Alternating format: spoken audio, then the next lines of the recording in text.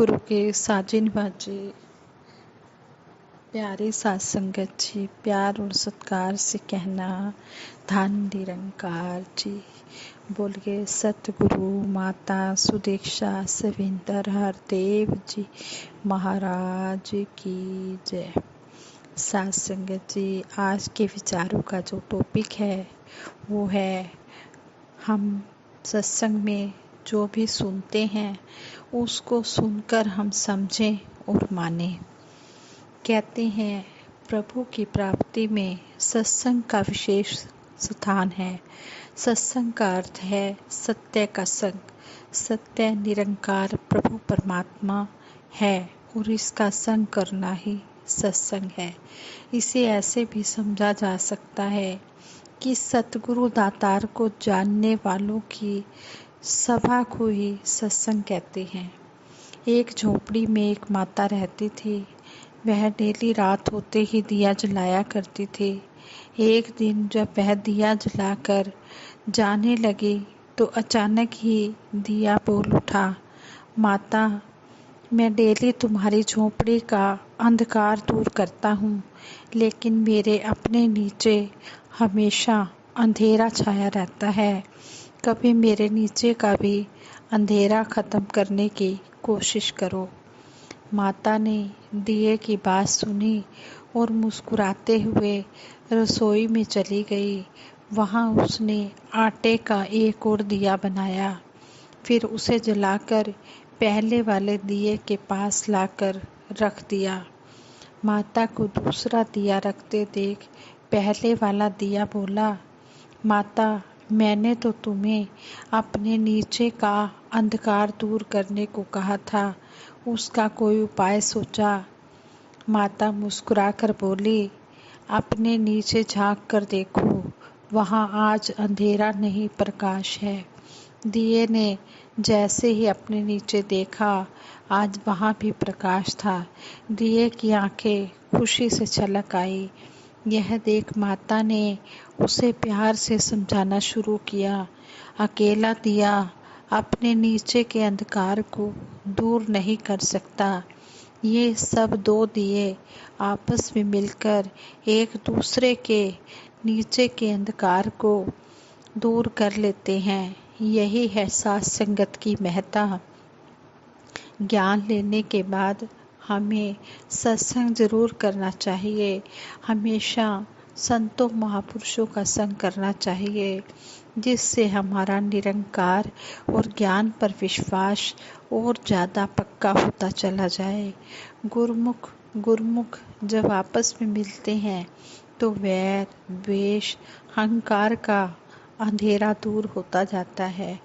जिस तरह mobile phone लेकर उसे चार्ज करना ज़रूरी है, वरना वह किसी काम का नहीं रहता, इसी तरह ज्ञान को भी सत्संग रूपी चार्जर से चार्ज करना ज़रूरी है, ताकि हमारा जीवन सुखी हो सके।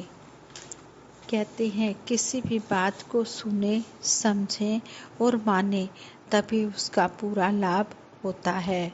एक बार एक महात्मा दिल्ली के महात्मा अविनाश गर्ग जी ने अपने विचारों द्वारा बताया कि एक बार दास ने कंप्यूटर लिया तो कुछ समय तक तो वो ठीक चला, लेकिन फिर कुछ फाइलें करप्ट हो गई। उसके अंदर कुछ फाइलें खुल नहीं रही थी। रिजल्ट यह हुआ कि कंप्यूटर जिस काम के लिए लिया था वो उससे पूरा नहीं हो पा रहा था।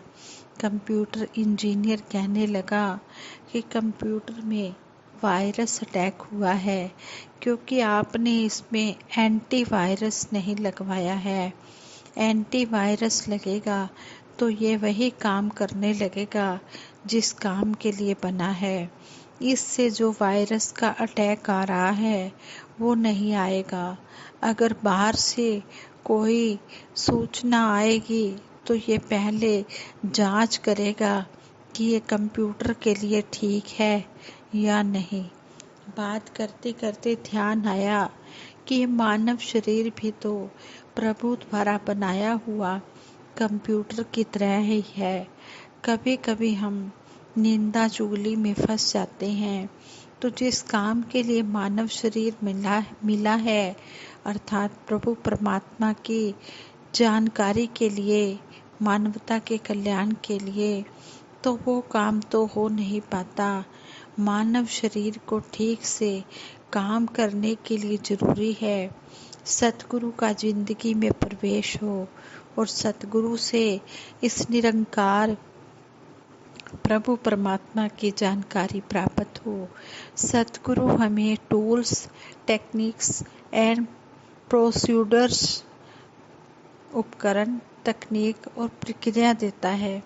सेवा, सिमरन और सत्संग के रूप में जब ये जिंदगी में आ जाते हैं, तो बाहर से अगर कोई निंदा, चुगली, कोई भरम भुलेखा जिंदगी में आता है, तो यह एंटीवायरस हमारा पहली रक्षा पंक्ति बन जाता है कि हमने उसको एक्सेप्ट नहीं करना है, स्वीकार नहीं करना है। कहने वाला तो कहता चला जा रहा है, मुझे उस पर कार्य करना है या नहीं। ये सतगुरु के चरणों में बैठते हैं तब पता चलता है कि जिस भाव से बात कही गई थी, उसी भाव से मैं बात को अपना रहा हूँ या नहीं। कई बार बात कुछ होती है, समझा और अपनाया कुछ और जाता है। सतगुरु बाबा हरदेव सिंह जी महाराज समझाते थे कि जब हम शब्दों को सुनते हैं, तो उन शब्दों को उस तरह से सुनना और उस भाव में जिंदगी में लेना दोनों ही जरूरी हो जाते हैं। जैसे कहा गया कि तेरे गुण गावा दिन राती, और सुनने वाले ने सुन लिया कि गुड़ खावा दिन राती। तो इस तरह से भला होने वाला नहीं है। कहा कुछ जा रहा है और मैं सुन कुछ रहा हूँ। इसलिए सतगुरु हमें समझाते हैं कि हम चेतन होकर सत्संग में बैठें। जो भी हमें शब्द सुनने को मिल रहे हैं, उन्हें हम अच्छी तरह से सुनकर अपने मन में बिठाएं। उन शब्दों को हम ध्यान से सुने, समझें, तभी उसके बाद जो भाव की बात आती है वो हम समझ पाएंगे। वो आगे कहते हैं कि इंसान ने शब्द ठीक सुन लिए, लेकिन अगर उसका भाव ठीक तरह से नहीं ले पाए तो भी बात नहीं बनती। जैसे एक पिता ने पुत्र से कहा कि मेरी मृत्यु के बाद अपनी दुकान में छांव में जाना और छांव में ही आना, यानी कि अपनी दुकान में छाया में ही जाना और छाया में ही आना, और मीठा करके खाना है। यहाँ पुत्र ने, बेटे ने वो शब्द तो ठीक से सुन लिए, लेकिन इसका भाव, इसका अर्थ ठीक तरह से नहीं समझ सका। छाया में जाने का मतलब उसने समझ लिया कि घर से लेकर दुकान तक मैं टेंट ही लगा दूं। जब टेंट लगे होंगे तो जब भी मैं जाऊंगा छाया ही होगी, और हर चीज़ में चीनी मिलाकर खाना शुरू कर दूं तो मीठा खाने वाली बात भी पूरी हो जाएगी। पिता ने समझाया कि सूरज निकलने से पहले जाना है और सूरज अस्त होने के बाद अपनी दुकान पर आना है।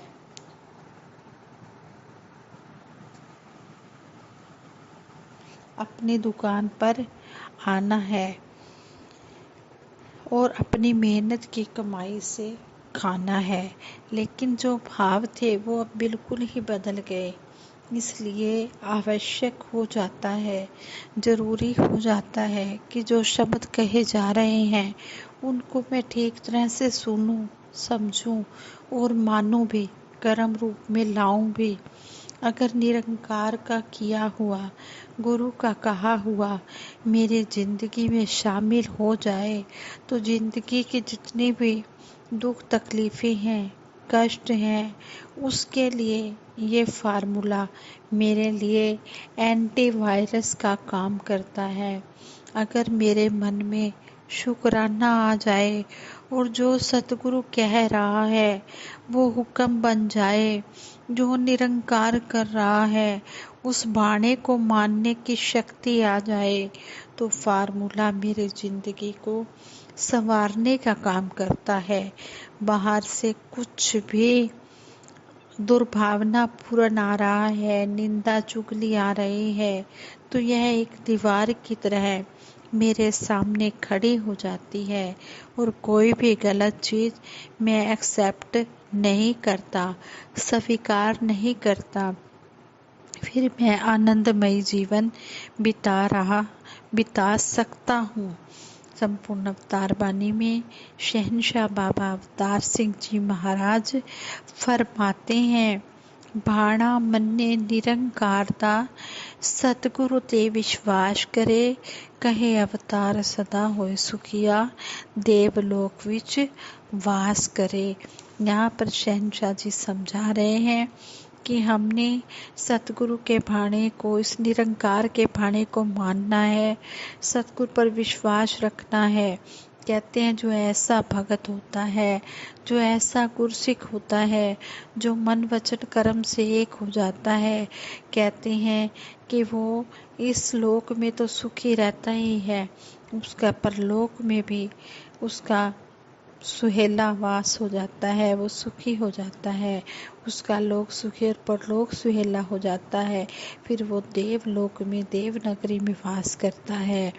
तो आओ हम दातार से यही अरदास करते हैं कि सच्चे पातशाह जो जो भी शब्द हम सुन रहे हैं उनको हम सुनकर